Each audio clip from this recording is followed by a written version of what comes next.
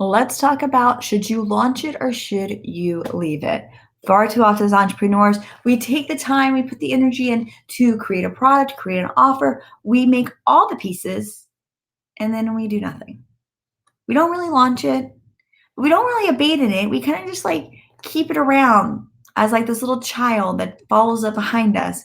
We don't ever feed the child. We don't ever really talk to the child. So what happens? Child's not really a healthy child, right? Just kind of a sickly kid that just is behind us and eventually probably will pass away. What does this mean when it comes to your brand? It means that you need to make a decision. If you are going to continue with a launch model where you're going to offer limited availability for your product or service as a way of exclusivity, then guess what? You need to make sure you actually launch the product.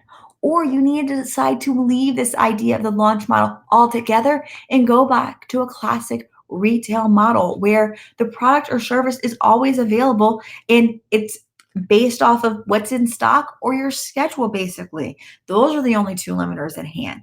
No matter if you decide to keep the launch model or to leave the launch model, just do something.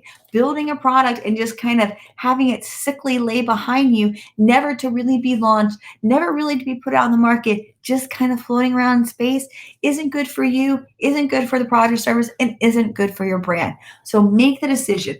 Own the launch model or leave the launch model, but either way, do a marketing model that gets your business, product, or service out into the hands, or at least the opportunity to be into the hands of your audience. Because if not, then you don't have a brand. You have a hobby, people.